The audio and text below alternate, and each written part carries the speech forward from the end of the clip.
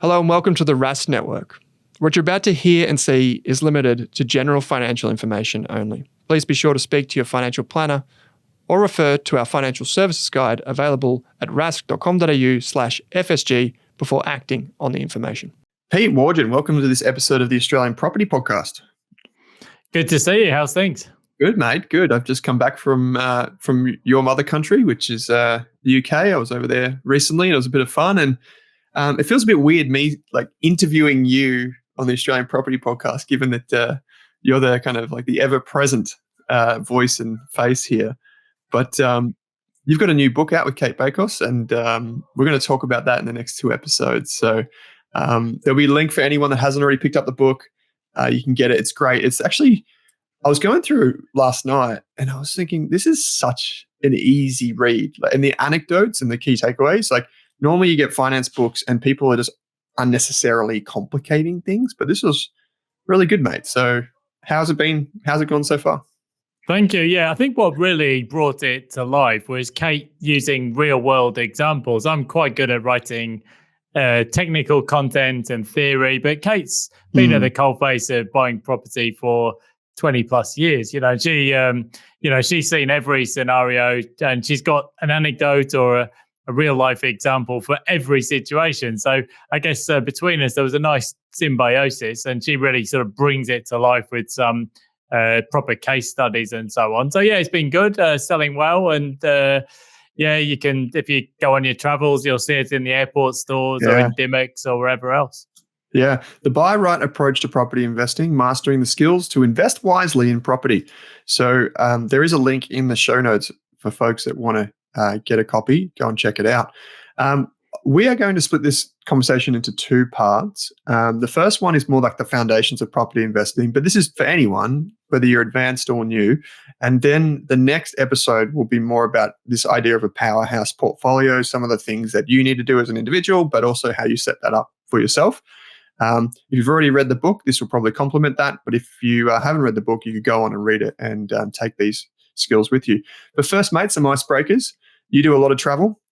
Who is, or what is, I should say, the best airline to fly to Europe? I would go for Emirates now. Previously, I was always with Singapore Air, and I kind of, because we had the frequent flyers and so on. But yeah, fancied a change last year, and now Emirates have been really good. So touch wood, so far so good. So far so good. I went with Singapore recently, and I got to admit, it was pretty darn good. I was really happy with that. Number two is, what was the last investment you bought? So purchased, I should say, but anything, could be anything. You need to mention, before we go on to that, just on the travel thing, you were just telling me about the Time Shifter app. This is something I definitely need as somebody who's juggling multiple time zones and traveling back and forth to Europe. How does it even work? Yeah, so we were lucky to interview Tim Duggan, who was the co-founder of Junkie Media over on the Australian Finance Podcast recently, and that was a really great chat. But Tim actually lives in Majorca, Spain. So he spends a lot of time flying around the world, and he introduced Kate and I to this app called Time Shifter, and I used it when I was in Europe. And basically what it is you put in your flight codes, like, the flight reference, the dates that you're traveling, and it will automatically calculate the days before and the days after exactly what you need to do to have no jet lag. So things like take some melatonin if you do that, when to wear sunglasses, when not to wear sunglasses, when to have a nap, when to stay awake, like all those things that you think you kind of just figure out on the way. It is like scientific, and it's used by some NASA astronauts and things on the International Space Station. And I got to admit, I followed it perfectly. And zero jet lag. I played footy the next day, actually. Zero jet lag. And it was actually really, really surprising. So highly, highly recommended. That is a life hack I definitely need. Yeah, because I struggle with it, especially if you travel with kids, because they really do take time to adjust. So so last investment I bought, last property investment was actually. It was farmland, unusually. So I'm a bit sort of later in the journey, if you like. So I'm moving more towards cash flow investments and diversifying. So last thing we bought was actually agricultural land, and before that, somewhat unusually. It was bought a beach hut. So I don't know if you call that an investment or a lifestyle choice, but I think we've gone hard into residential property in our 20s and 30s, but I'm getting on a bit now, as you can see. And so we're just sort of tilting more towards cash flow focused investments, and also just spreading the risk around a bit, because you don't want to be all in, I suppose, on one asset class. Yeah, fair enough. That's I know there's some interesting for people in the UK. There's some interesting tax implications in a good way for agricultural land. So mind you, change of government this past week in the UK. So no doubt the new government will be looking to get its teeth into tax revenues wherever it can. So you never say never. Things can definitely change. Yeah, the goalposts move too, don't they? Yeah, I think, look, for most people, smallholders, I don't think it moves the needle for governments, but maybe some of the bigger landowners, the government might tax that. It's inheritance tax. That's really where the advantage is in agricultural land. Inheritance taxes in Europe tend to be pretty high, certainly compared to Australia, where we don't really have the death duties.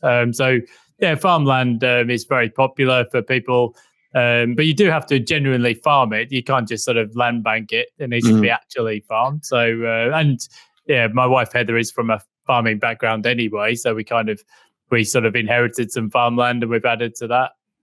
I don't know if it was you that told me, it probably was, that James Dyson is one of the biggest landowners in the UK or something like this. Small land vacuum man. Yeah. So funnily enough, I actually went to one of his open days only just a few weeks ago to one of his show farms. And I can actually now, I must admit, I was a bit skeptical. My gut feel was, this is just about the tax implications and parking money in agricultural land. But what he's trying to do is use his technical expertise to revolutionize farmland. And they grow, for example, their own strawberries locally, so they don't have to travel them in from Spain or whatever. And they're absolutely delicious. And there's a lot of innovative ways in which they're getting more productivity out of farmland. And so impressive. The whole the operation is just absolutely fantastic. So I suppose like an open day for a farm is to some degree propaganda, but it worked. I'm a big fan now. Okay, let's take the other side of the ledger. What was an investment that you've sold recently? Could be anything. The last investment I sold, I had some stocks and shares in Porsche Holdings, unusually. So, it was an investment I'd read about a couple of years ago. There was a big investment thesis that I'd read about, and it seemed to make sense to me, and a couple of people recommended it. But I think from memory, I probably took a 20% loss on that. So not my greatest ever investment, probably a couple of lessons there. I think it was... I think the two lessons I take away from that, one is do your own research, don't rely on somebody else's, because I think the thing is, even if it's a good thesis, if you haven't got the conviction of your own research behind it, you start to lose faith when the market's down. And I think the other thing was I basically needed some coin for something else. So I had to free up some cash and something had to go. And I thought, well, I don't really know if this is a good investment or not. It'll probably go up 50% now I've sold. But that was the last thing I sold. The Pete Wargent effect. Everything you sell goes up. Yeah. I'll take a tax write-off on that one, I think. Okay, so this is your 7th book. I think Chris says a couple times on the show. He mentions that. So you've written, quite a few books, but obviously you've co-written this one with Kate. What made you want to write this book? It was really Kate's idea, to be fair. I come down to Melbourne periodically, as you know, and we generally try and catch up with some top people in the industry. And when I'm down, and we went out for pizza one night. This is actually probably a couple of years ago, and we sort of fleshed out some ideas. And then I think sometimes you just need a nudge. And then Kate mentioned it a second time, and then I guess we had the idea of the outline for a book where I'd sort of do the macro and she would do the micro. And once we started, it just came together really well. So, but the initial idea was actually Kate's, in all fairness. I feel like I don't know this. So for anyone watching or listening, I don't actually know the answers. Did you share a photo of you out for dinner for getting those pizzas on social media? I feel like you share a lot of photos, but I feel like there might have been something. I feel like maybe. Yeah, probably yes. Yeah, Yeah, I do. I do get down to Melbourne. Obviously, there was a couple of years where it was really difficult. But last year we were down for the grand final week. Actually, we came down for the whole week as Brisbane made the final. And it's always a good trip down to Victoria. And there's a few people down in Melbourne who will catch up with, including you, of course. Yeah, of course. So if someone's thinking about picking up the book, who would you want that person to be? I know a lot of people on social media are sending you and Kate photos of where they're getting the book, like them reading it. It's a bit of a social media like marketing strategy, and it's a bit of a craze at the moment. It's great. I think it's a wonderful idea. So people sending you photos of the book that have picked it up. Who do you want to get this book in the hands of? It's really for anyone who wants to map out a plan for financial independence through property. So essentially, if you want property to be a pension, that's kind of the book for you, especially for people who are earlier in their journey, or maybe for people who are halfway through their journey and they just want a sense check on what they're doing. So it's really that's the target audience. It's people who want to invest in property. I mean, there is some value in there for home buyers as well, because we talk a lot about the process of buying well and the due diligence involved, but it's mainly focused for investors. And we've got a little course that goes with the book as well, if you want to sort of do a deep dive and join our inner circle. But that's really the target audience. The book, The Buy Right Approach to Property Investing, people obviously ask the question, well, what is the buy right approach? Like, can you explain it at a high level?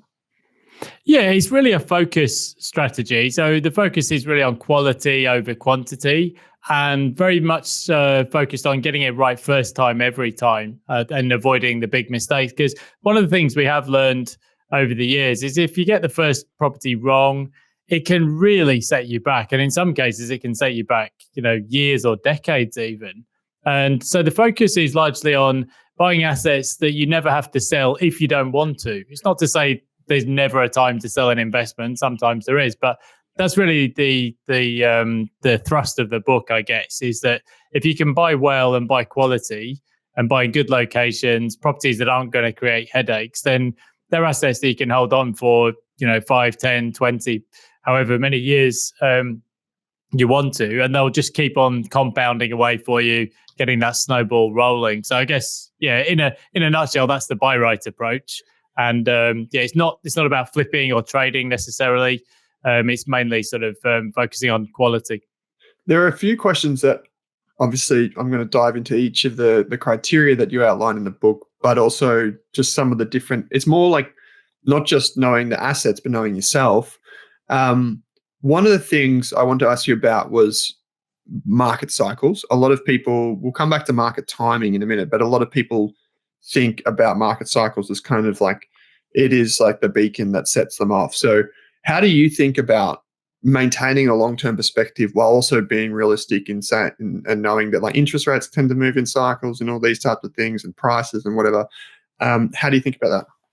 Yeah, so it all kind of fits into the buy right approach. So I guess to sort of drill down a level, the buy right approach is about working out your retirement base. What's the goal?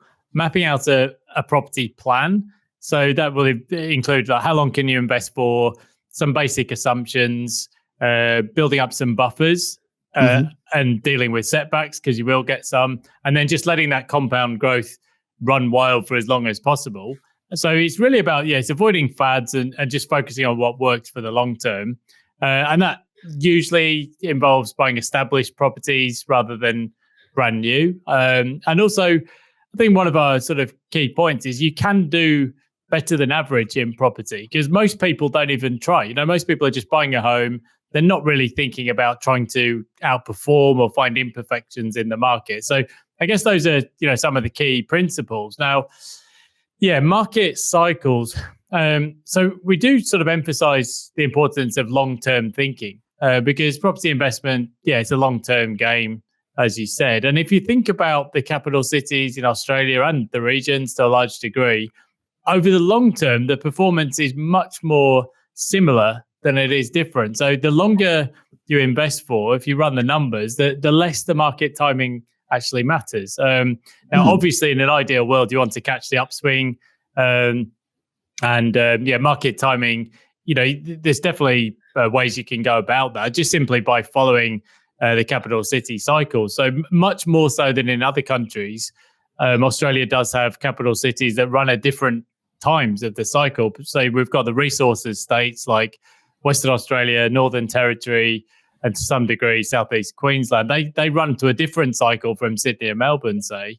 So there's definitely opportunities there to time the market cycles. But in general, we'd say try and zoom out and focus on some other metrics rather than just prices. Because, one of the things you'll learn if you're a long-term investor in property, there's always doom and gloom media.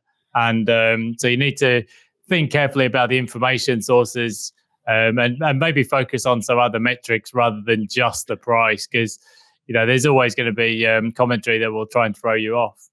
I feel like you're a bit of an anomaly when it comes to the Australian property media people. Like, if you go on the media, on the television, or I don't know, even doing podcasts, it seems like you're very balanced and considered in your view, but literally every single other person that commentates that I can think of on the telly or as a columnist for the AFR or any of these things is really, really negative all the time because it gets them unbelievable headlines. And I guess for anyone listening to this, how do you balance? So how do you tune that out? Like, is it just you take the bigger picture and you think longer term, property has done X, population is growing, it's a great country. Like, how do you find comfort when there's so much, I guess, negativity in the headlines? Yeah, so I mean, you could pick any year since, as long as there's been online media, you could pick any year. There would be a reason not to buy a property. There would be, 9/11, global financial crisis, going further back, the Asian crisis. You pick any year, there would be doom and gloom media. I was actually talking to Peter Martin, who is chief economist or economics writer with Fairfax, at a get together. There was a fair few people there, like Ross Gittins and a number of others. And I actually sort of had this discussion with him about whether, does negative news sell more? Because my experience, if I write a blog post, if it talks about the property crash, property correction, or even a tweet, in my experience, you get roughly about 3 times as many clicks, maybe sometimes 4 times as many. It's just, and I don't know why that is. I think it's partly maybe as a species, we've evolved to look out for danger. I suppose that's what helps us to survive. And let's face it, some people just love the idea of a property crash as well. So there's that part to it. Yeah, the anarchists. Yeah, but if you think about, particularly since the print media is now largely online, well, there's an incentive then to have sort of more glaring headlines, because if people don't click and they don't read, you're not selling advertisements. So you need a hook, really. So I think it's only going to get more polarized, and just the media in general. It needs to get eyeballs. So what can you do about it? Well, there's a couple of things. One is you could use data to your advantage. So if you just go back to, I don't know, 1970 and look at the median house price in Sydney, $18,000. In Melbourne, $12,000. That's the kind of the kind of change in prices over the decades. It doesn't seem almost feasible, but that's the way compounding works. And if you think a decade out from now, and 20 and 30 years, and there's plenty of research if you do it. Cameron Murray, for example, in his latest book, he talks about how generally people will spend a very similar amount of their income on property. If you look at rents, for example, it hasn't really changed over 40 years. Maybe at the lowest income quintiles it has, but generally the wealthier people get, the more they spend on real estate. If people are successful in business, they sell the business, and where do they invest it? If you think about, Mike Cannon-Brookes, he probably owns half of the Southern Highlands. It gets capitalized back into land values, which is why I think if you looked over, say, 100 years, I expect the returns from real estate versus the stock market will be very, very similar. and it kind of makes sense when you think of it that way. So that's one thing. I think the other thing is just to choose your brain food carefully. If you read doom and gloom every day, like you're going to struggle, right? So, and there's YouTube channels and blogs and whatnot that will, if you want a negative spin, you'll find it. Oh yeah, I told you this. That's why I actually got off Twitter a few months ago, because I just realized it was just getting like that. Like it was just so much drivel everywhere, so much negativity. Yes, and look, and the algos are almost primed to get you on that. There's even a tab now for you, and the algorithms somehow know the sorts of articles that'll trigger people like me. Like as a middle-aged, fairly conservative sort of person, there's always going to be those articles. The world's going to hell in a handbasket, and then I'll come off Twitter and say to Heather, you won't believe what I've just read, and she will say just what you said, like, why are you reading it then? Like it's, and I think it's something, my dad worked out 4 or 5 years ago. He said, why am I even reading all this stuff? I should check the news once a month, once a week. And so actually the latest book I've been reading is Why You Should Stop Reading the Media, and I have to say there's a lot to be said for it. It's difficult for somebody like me who, enjoys the market commentary and stuff like that. But I think actually at least turning down the volume would probably be quite beneficial. Yeah, I love looking at that thing on the iPhone, which is like I think it's called like Time Insights or something, where you spend your time every month. And Twitter always ranked highly for me. But what I've noticed is now it's like books and things. And I think if you're an investor, there's a lot of, I guess, analogies or similarities between good property investing and good share market investing, good business ownership, in that what we're trying to do is buy long-term assets because 1, the tax is going to be lower, 2, it's less stress, 3, you typically get more growth, all of these things. And what I've realized is that a lot of the information that we consume is kind of transient information. And if you think about that mismatch, we're consuming information that's short-term focused when we're long-term investors. It's like the whole, in the stock market, you get quarterly reports and everyone fusses over them. But really, we're trying to invest for 3, 5, 10, 20 years. Realistically, that's how we create wealth. Yet people are tuning into this like micro, what happened in this 3-month period that no one can control at this huge company. Doesn't make any sense.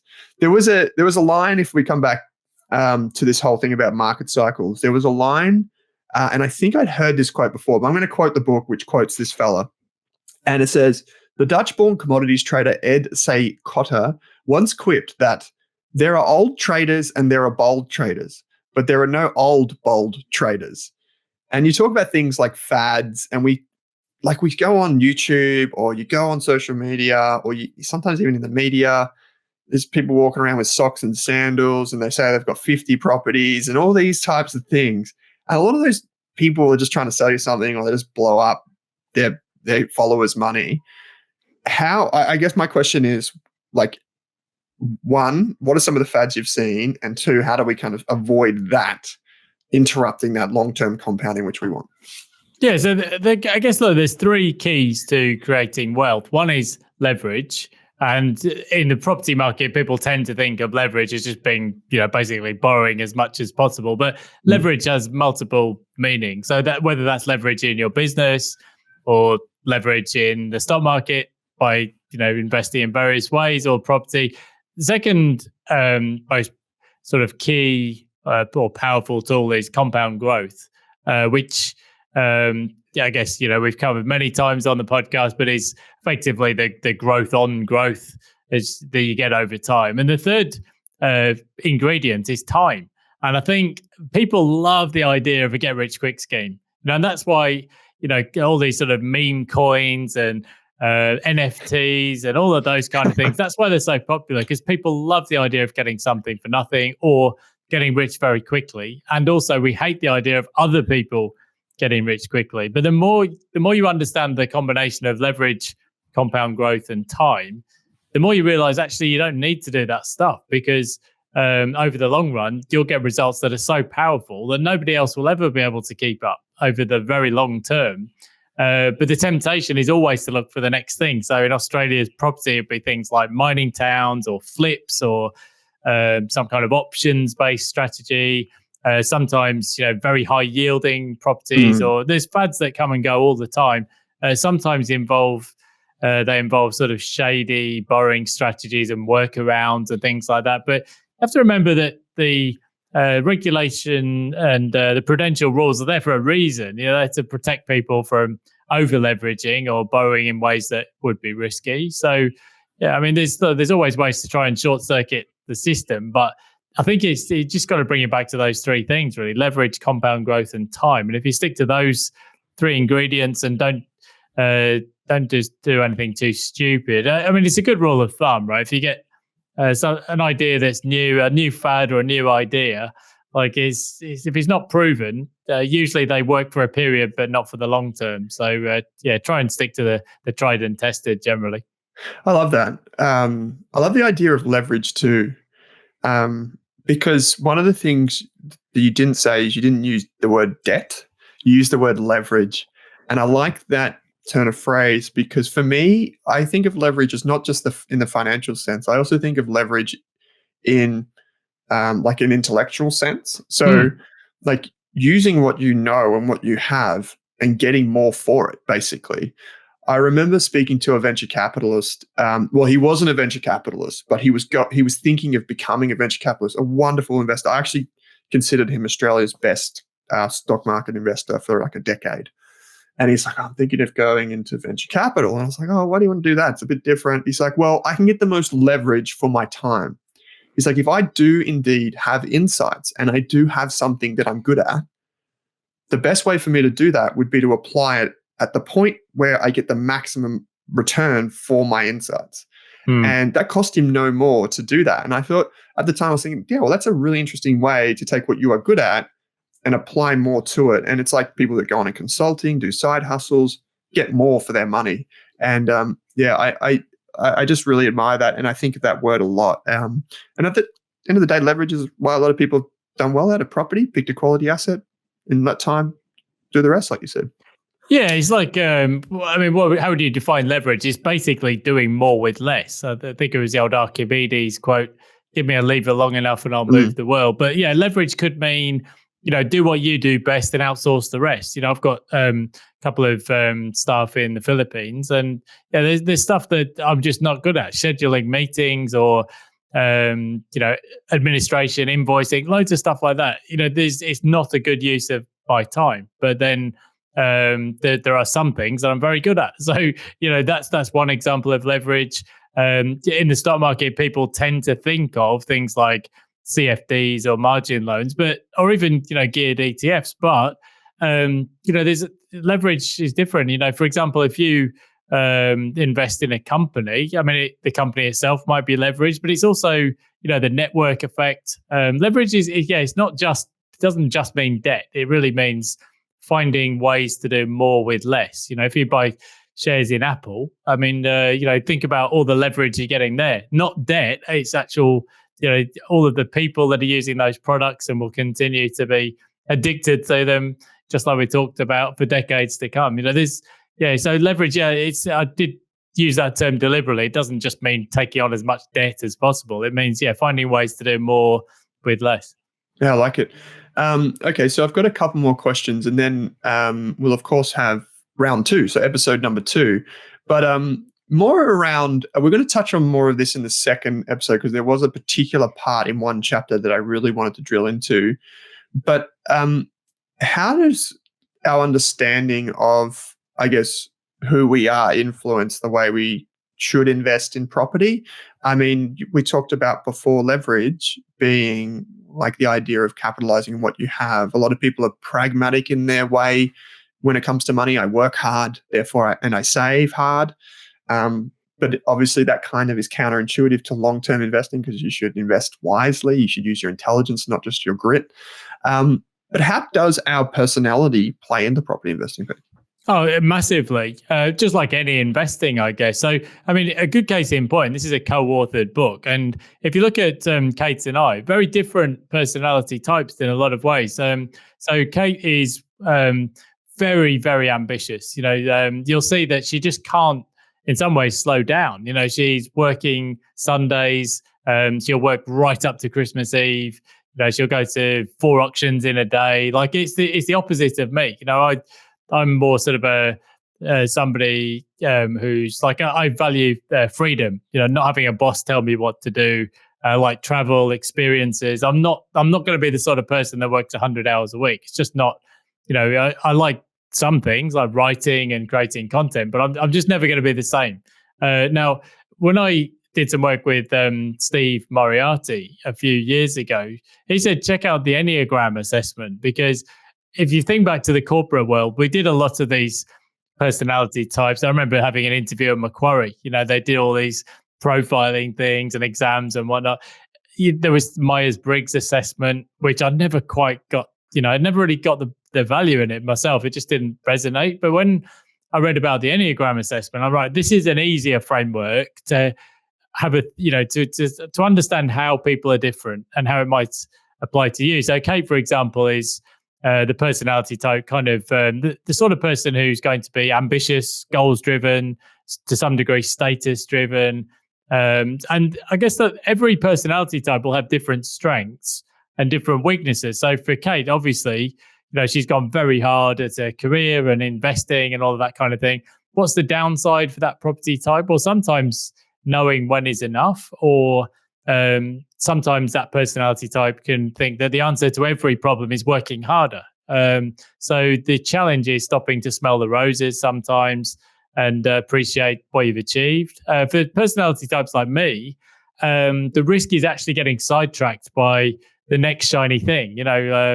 I tend to have a short attention span, and I might be sort of drift off into the latest idea. So for me, the challenge is to stay focused. Now, there are some advantages to my personality type as well. I'm fairly optimistic, so that tends to be good as a long-term investor. I tend really sort of take an upbeat view of the world, but the risk is I get sidetracked. I think there's another personality type that does place a value on money, and that's kind of the thinker, analyzer personality type. And they tend to be very considered in their investing, and that's good. But the risk is analysis paralysis. Yeah, so you don't want to don't let perfect be the enemy of the good. And sometimes you've just got to take action. So there's the Enneagram has 9 different personality types and all the subtypes. But we go through that in the book. And you'll find that everybody has a strength and everybody has a weakness to look out for. Knowing your blind spots is like so important.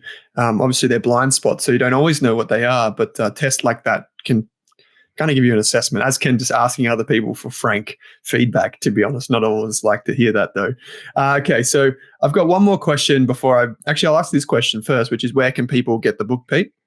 Dimmocks, airport stores, Amazon, or from our publisher at Major Street, or if you go to my blog, Wargent Blogspot, you can get a link there. But pretty much most good bookstores. Yep. And I'll also put a link in the podcast player. So at the end of this episode, if you think this Pete guy knows what he's talking about, I've listened to him enough and I'll support him, you can head to the link in your podcast player, click that. It takes you straight to Amazon.